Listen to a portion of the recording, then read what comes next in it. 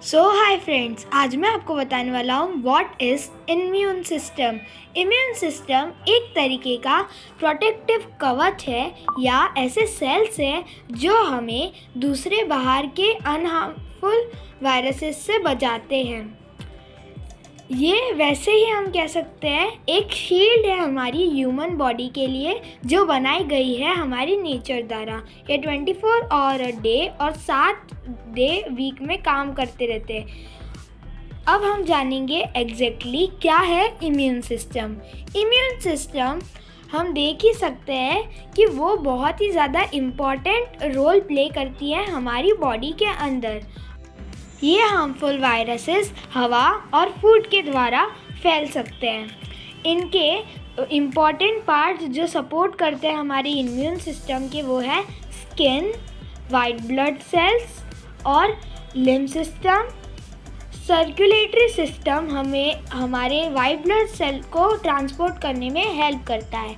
अब हम बात करेंगे स्किन के बारे में। स्किन एक ऐसी प्रोटेक्टिव कवच है जो हमारी बॉडी के सराउंडिंग है, जो हमें बाहरी बैक्टीरियाज को हमारे इंटरनल ऑर्गन्स और मसल्स तक पहुंचने नहीं दे सकती है।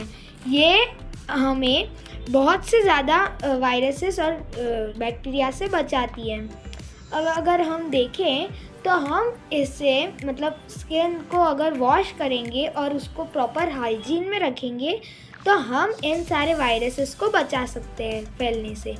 अब हम बात करेंगे वाइट ब्लड सेल्स के बारे में। वाइट ब्लड सेल 3 प्रकार के होते हैं, न्यूट्रोफिल्स, माइक्रोफेजेस एंड लिम्फोसाइट्स। इनका काम है कि कोई भी बैक्टीरिया या वायरस हमारी बॉडी पे अटैक ना कर पाए। न्यूट्रोफिलिस देखता है ब्लड स्ट्रीम्स में कि कोई बैक्टीरिया और वायरस प्रेजेंट तो नहीं। माइक्रोफेजेस इन सबको कैद करके रखता है ताकि ये ज़्यादा फैल ना पाए। और लिम्फोसाइट्स इन सारे के सारे जो बुरे बैक्टीरियाज और सेल्स होते हैं इन सब से लड़ाई करते हैं और इन सबको मार देते हैं। अब अगर हम बात करें लिम्फोसाइट्स की तो ये 2 प्रकार के होते हैं, इनमें से टी और बी। अब ये जो है टी सेल्स लड़ने का काम करते हैं, उनको डिस्ट्रॉय कर देते हैं, और बी सेल्स का काम होता है एंटीबॉडीज़ रिलीज़ करना, जो एक तरीके से पैरालाइज कर देते हैं सेल्स को। और टी सेल्स को बोलते हैं कि अब इन पे हमला करो और इनको निकाल फेंको बॉडी से। हमारी बॉडी में एक तरह के सेल्स होते हैं जिनका नाम है हेल्पर टी सेल्स। ये बी सेल्स को एंटीबॉडी रिलीज़ करने के लिए और किलर टी सेल्स को बैक्टीरियाज को मारने के लिए हेल्प करते हैं। एक और सेल होता है जिसका नाम है मेमोरी सेल।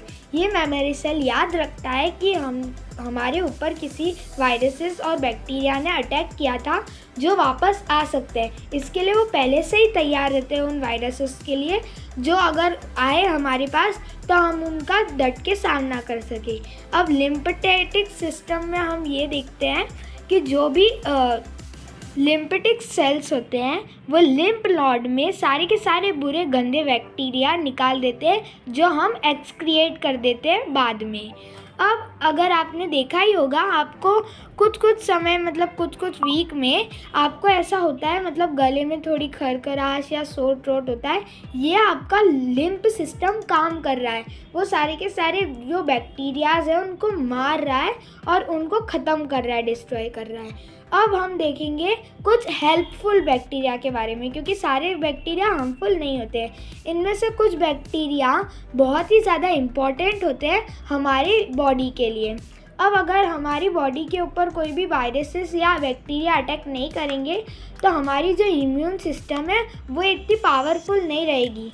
सारे के सारे जो बुरे बैक्टीरियाज होते हैं वो हमें बीमार तो करते हैं, मगर साथ ही साथ हमारी ह्यूमन बॉडी और सेल्स को स्ट्रॉन्ग भी बनाते हैं। अब हम जानेंगे वैक्सीन्स कैसे काम करते हैं। तो वैक्सीन्स के अंदर वीक वायरस या बैक्टीरिया होता है जो हमारी बॉडी के अंदर आता है। वो इतना वीक होता है कि हमें बीमार नहीं कर पाता है, और जो टी सेल्स है उनको मार देते हैं।